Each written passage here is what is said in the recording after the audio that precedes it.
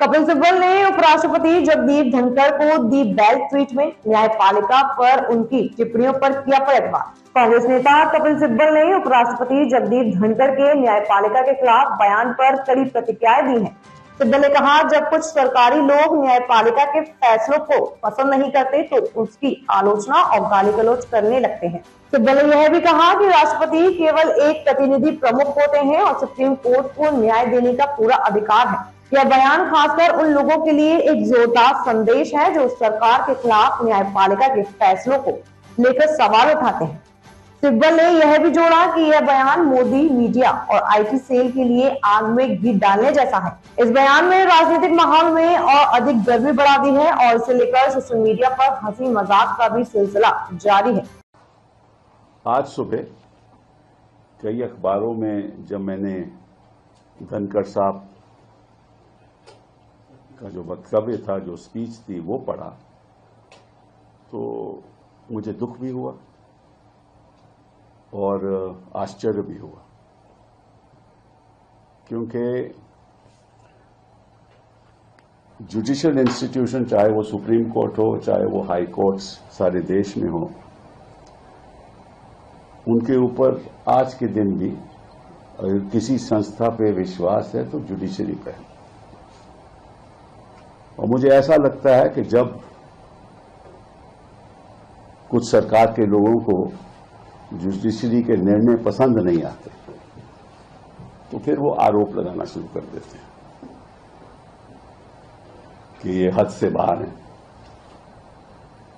और जब उनको पसंद आते हैं तो फिर विपक्ष को कहते हैं ये तो सुप्रीम कोर्ट ने फैसला किया। कोई सवाल उठाए 370 पे तो ये तो सुप्रीम कोर्ट का फैसला था।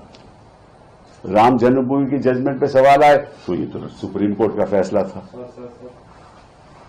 ये तो सुप्रीम कोर्ट का फैसला था। और अगर हाल ही में जस्टिस पार्दीवाला की जजमेंट आई तो ये कैसे सुप्रीम कोर्ट कर सकती है। मतलब जो आपको जजमेंट सही नहीं लगे, आपके सोच के अनुसार नहीं हो तो वो तो गलत है, और जो आपके सोच के अनुसार है वो ठीक है। और एक कॉन्स्टिट्यूशनल फंक्शनरी को ऐसी बात कहनी मैं समझता हूं उचित नहीं है। मैं उनका बड़ा आदर करता हूं, लेकिन आपने कह दिया कि article 142 is nuclear fissile material, nuclear missile. ये कैसे कह सकते हैं आप? आपको मालूम है कि आर्टिकल 142 के द्वारा सुप्रीम कोर्ट को संविधान ने यह हक दिया है। ये किसी सरकार ने हक नहीं दिया, संविधान ने हक दिया है टू डू कंप्लीट जस्टिस। पहली बात ये। दूसरी बात, और ये मैं देश की जनता को बताना चाहता हूं कि president of India is a titular head.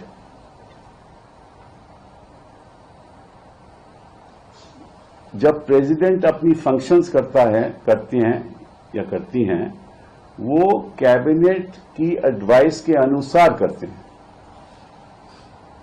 The president acts on the aid and advice of the council of ministers. The governor of a state acts on the aid and advice of the Council of Ministers in the state। कि अगर कोई विधेयक पारित होता है तो governor के पास जाता है। गवर्नर, संविधान ने हक दिया है, गवर्नर कमेंट्स करके वापस भेज सकता है विधेयक को, और फिर अगर दोबारा पास कर दे लेजिस्लेचर, असेंबली पास कर दे, तो गवर्नर को साइन करना पड़ता है। ये संविधान कहती है। गवर्नर यह भी कर सकता है कि कोई विधेयक को वो प्रेसिडेंट को भेज दे अपने कमेंट्स के साथ कि मुझे ये सही नहीं लगता, और प्रेसिडेंट अपने व्यक्तिगत अनुसार कुछ नहीं करती। President acts on the aid and advice of the council of ministers. वो बात सरकार, केंद्र सरकार पे जाती है, केंद्र सरकार के काउंसिल ऑफ मिनिस्टर्स पे जाती है। वो एडवाइस करते हैं प्रेसिडेंट को कि क्या करना है। ये प्रेसिडेंट का कोई व्यक्तिगत हक नहीं है। ये धनखड़ जी को मालूम होना चाहिए। उन्होंने कहा कि आप प्रेसिडेंट की पावर को कैसे कंट्रोल कर सकते हो? भाई कौन कर रहा है प्रेसिडेंट की पावर को कंट्रोल? मैं उदाहरण के तौर से आपको बताना चाहता हूं कि एक गवर्नर के पास विधेयक जाए और वो 2 साल वहां पड़ा रहे, वो ऐसा वो अहम विधेयक हो कि जिसकी जनता के प्रति कई चीजें करनी हो, तो गवर्नर क्या बैठ सकता है? 2 साल बैठ सकता है उस मामले में, और कोर्ट को कोई अधिकार नहीं है कुछ करने का। This is in fact an intrusion on the supremacy of the legislature. ये तो उल्टी बात है।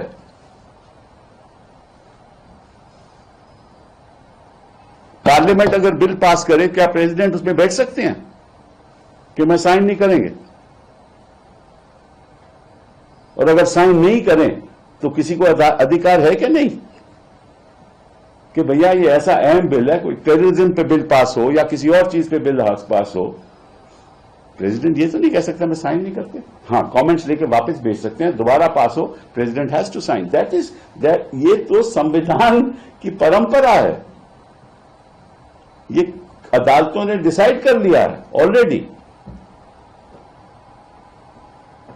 तो मुझे इस बात का आश्चर्य है कि कभी तो बेगवाल जी जाकर कहते हैं कि हद में रहना चाहिए, कभी रिज्जू जी केरला में कहते हैं कि ये क्या हो रहा है, अगर हम भी करने लगे तो, और धनखड़ जी कहते हैं कि ये तो देखिए पुराने टाइम जब 8 जज थे सुप्रीम कोर्ट में तो 5 जज फैसला करते थे, मेजॉरिटी थी, अब तो इतने जज हैं 2 ही जज से फैसला करें। भाई 2 ही जज फैसला करेंगे ना, सुप्रीम कोर्ट तो बेंचेस पे बैठेगा, या 3 जज या 2 जज या 5 जज या 7 जज या 9 जज या 11 जज, और एक बार 13 भी बैठे थे।